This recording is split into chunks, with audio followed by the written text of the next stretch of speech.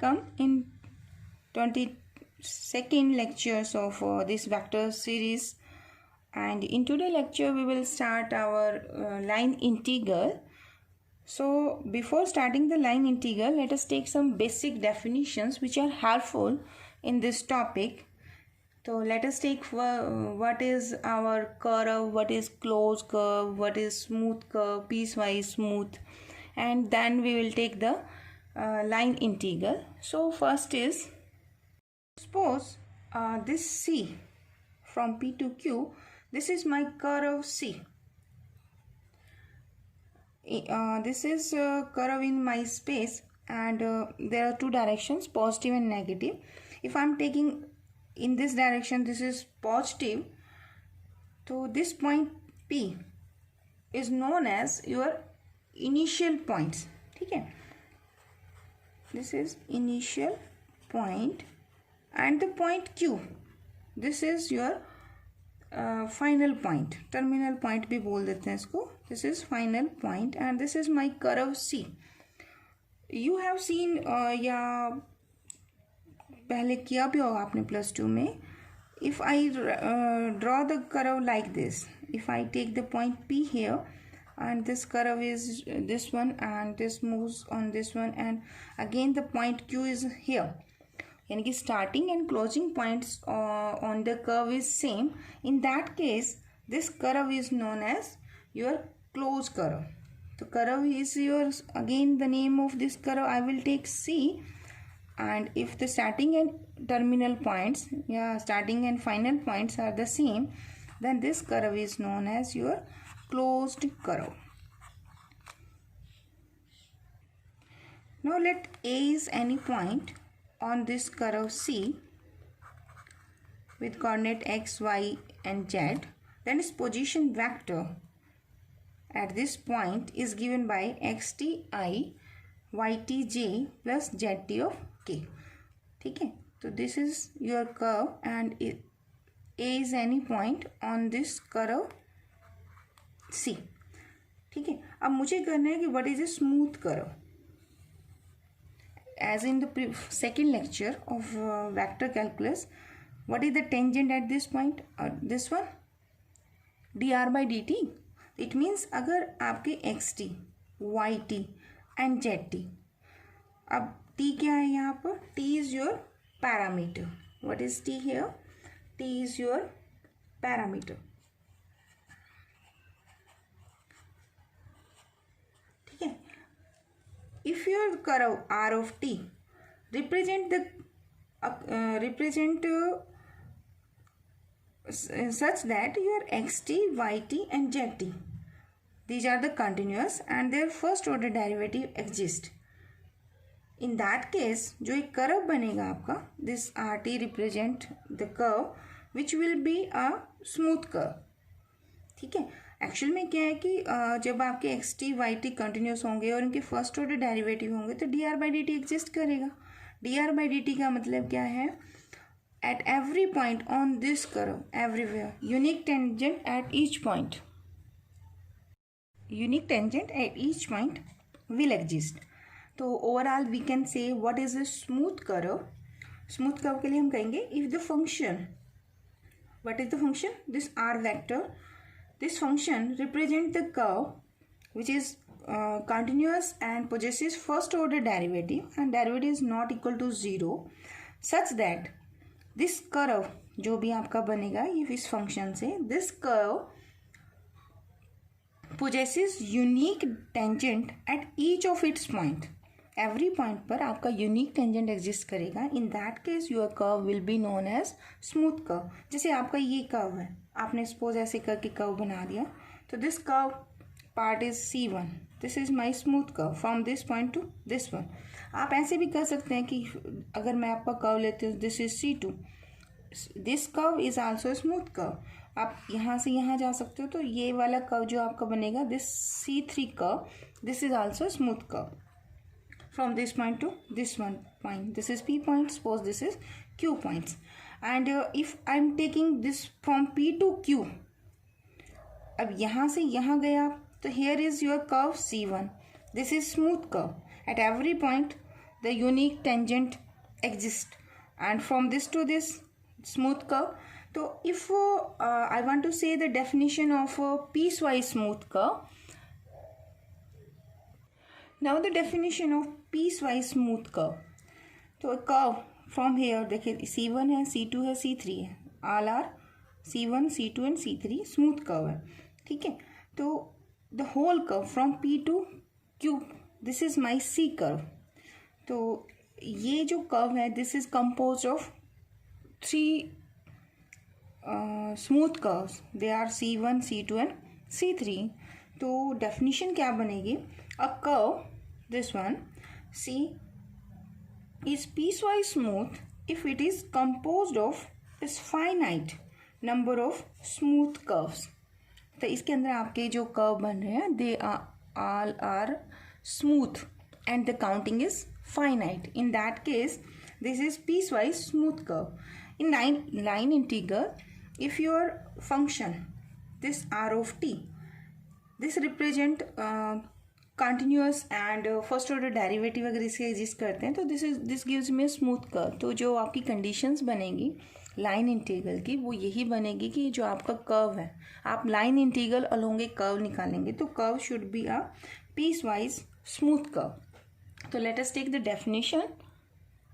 Definition for line integral is an integral evaluated over a curve C is called a line integral.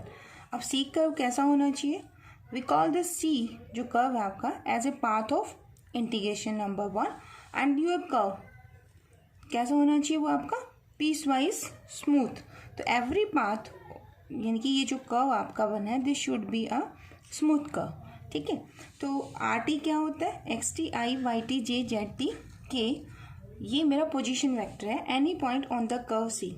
Then the line integral of a vector point function. अब मेरा function मैंने क्या define किया है? F vector, vector point function है ये आपका. तो line integral of this vector point function over this curve C is this one. You will always write the path on at this place and this is the dot product here. ठीक है, अगर ये dot product है तो overall answer in this case that will be a scalar quantity. Okay, and this C curve means here I got the limit of your integration. So how to calculate d of r, as r is here, so d of r is differential displacement vector. तो r यहाँ है तो d इसके आगे आप करोगे तो this will gives the differential displacement along x axis, y axis and z axis. तो dr vector is equal to dxi dyj dz k. तो using this one I can write this line integral of this vector point function along this curve C in the component form also. तो in component form what is f vector? f is my क्या लिया है हमने यहाँ पे? Vector point function है. तो f को आप कैसे लिखते थे? f is equal to f1, this is I, plus f2, this is j, plus f3, this is k. अब आपका f1, f2, f3 अगर ये function of x Y Z है और x further function of t है तो ये आपको देखना है इसमें कि ये क्या बनेगा. क्वेश्चंस के अकॉर्डिंग हम इसे करेंगे. सपोज f1 क्या गिवन है आपको, जैसे आपके प्रीवियस केस में था कि f1 this is function of x Y and Z, f2 this is also function of x Y Z, and f3 this is also function of x y z, and x y and z they are function of t. and क्योंकि हमें तो यहाँ integration करना है ना तो यहाँ आप क्या लेंगे कि आपका x y and z they depend on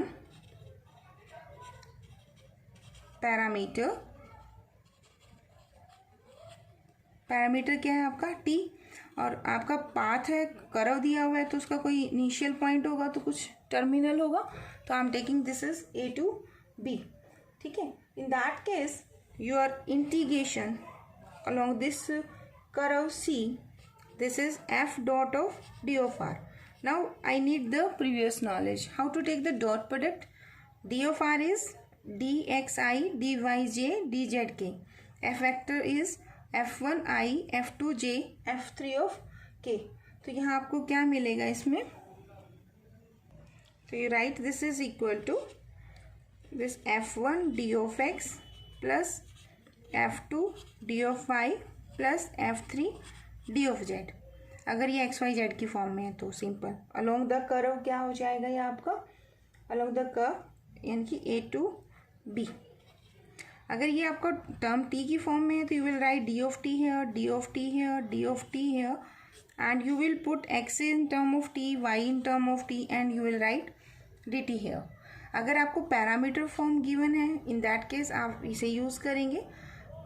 अगर आपको पैरामीटर फॉर्म नहीं गिवन है, just F dot D R निकालना है, तो आप इस क्वेश्चन में लाइन इंटीग्रल कैसे लिख सकते हैं, अलोंग द कर्व अगर आपको पूछा गया है और आपको इन टर्म ऑफ पैरामीटर नहीं गिवन है तो आप जस्ट सिंपल ऐसे करेंगे, d of x F2 d of y F3 d of z. तो all these are the form of line integral depending upon कि आपको कौन सा कर्व किस फॉर्मेट में गिवन। तो this is the definition of line integral f dot of D of r. अगर component form अगर आपको f vector in term of x Y z given है तो this is also line integral which we are obtain just taking the dot product of these two vectors. तो this is F1 dx, F2 dy plus F3 dz। ठीक है, अगर आपको F1, F2, F3 in term of XYZ given and further XYZ are given in the form of parameter, in that case your line integral this f dot of dr this will becomes as just कुछ नहीं आपने dy dt into dy d of dt किया हुआ है। तो I got here F1 dx by dt plus F2 dy by dt plus F3 dz by dt, and outside is dt and t is belong to this interval, so I will replace your line integral by a to b। अब एक question रह गया है कि अगर आपका curve closed है in that case line integral क्या बनेगा। ठीक है, तो देखते हैं उसे। इफ पाथ ऑफ इंटीग्रेशन यानी कि आपका जो कर्व है if that is a close curve in that case your line integral जैसे आपने किया F dot of D of R. Here instead of writing closed curve C simple curve you will write here this symbol. This round on this integral symbol indicate that your path of integration is a closed curve. Got this? कोई ज़रूरी नहीं है कि आपका line integral dot form में ही होगा। There are another form of line integral and these are f vector cross d of r, and the overall answer for this one will be a vector, and phi is your scalar point functions, and if I put here d of r then integration along the curve, so this is also a vector। ठीक है, तो these are the two another form of the line integral। Also as dr by dt represent the tangent to the curve, every point पर dr by dt क्या represent करता है आपका tangent. So this line integral इसको हम कहेंगे this is called the tangential line integral. This is known as tangential line integral of your vector point function f over the curve c।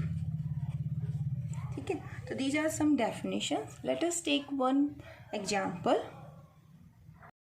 If f vector is equal to 3xyi minus y square of g, evaluate the line integral along the curve C, where C is the arc of the parabola है आपका y equal to 2x square from 0 0 to 1 2। तो first you have to draw this parabola and from this to this point। So ये आपका क्या बनेगा, देखिए, और इस parabola is y equal to X क्या, तो आपका इधर सिमेट्री देगा ये। ठीक है ना, वैसे आपका ये भी बनेगा। इसमें पैराबोला आपने देखा होगा कुछ इस तरह से फॉर्मेट है। तो this is the curve which represent y equal to 2x square at this point is 0 0 और is and 1 2 when x is equal to 1, this is the point where x is equal to 1, and corresponding if this is y equal to 2, so you put here the coordinate of this one will be 1 comma of 2. So this is my curve, this is my C curve. So according to definition, this is my f vector, and you know the d of x here. Relation क्या है आपका y और x में? y is equal to क्या given है? That is given as 2x². So from here dy ये क्या बनेगा आपका? 2 2 = 4x into D of x. Line integral this is f vector dot of D of r. ठीक है ना. इसको एक्सपेंडेड फॉर्म में करेंगे तो क्या बनेगा? f vector is this one, dr is this one, so this is 3xyi over the curve C. ठीक है. तो minus of y² of j, the dot product is dxi plus dy of j. If I take the dot product here, so I got this one. ठीक है. अब इस question में देखिए आपको इक्वेशन ऑफ कर्व कितनी है? y equal to 2x². This is my equation of curve and from here I got dy is equal to this one.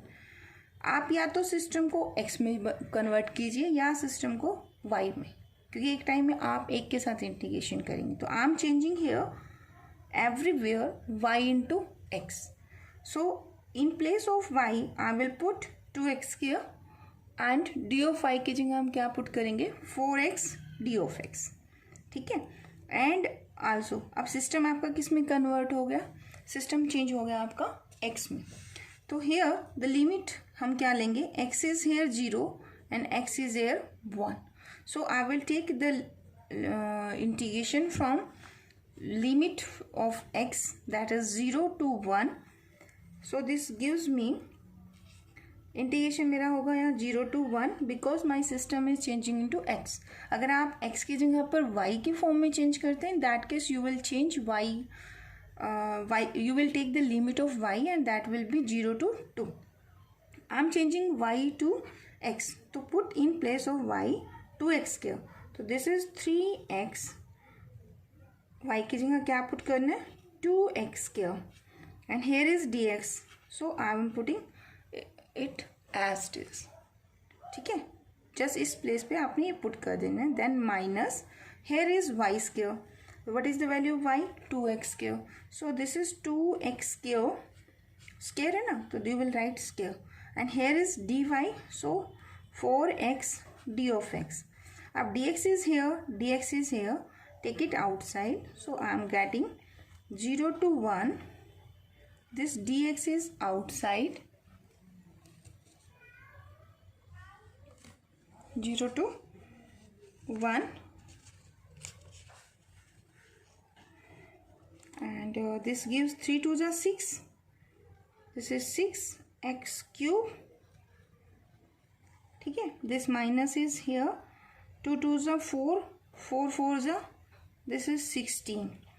This x4 into x. This is x की power 5 and the whole term का integrations. Now take the integration of this term. तो x की power 3 integration is x की power 4 ना, तो 6 is outside. Integration of x3 is x की 4/4 and this is 16 as it is. x की 5 का integration क्या होगा? x की 6/6. Then you will put the limit of integration is 0 to 1 in both term. तो पहले कौन सी लिमिट पुट करेंगे? अपर. तो in place of x you will put 1.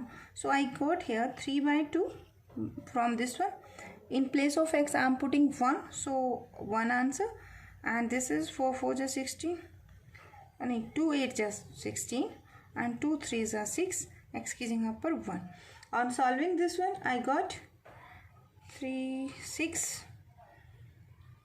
तो ये आपका 9 minus 8 2 = 16. तो here I got 9 minus 16. So this is -7/6. The value of the line integral in this case is -7/16. In the next lecture we will practice some more questions. Thank you.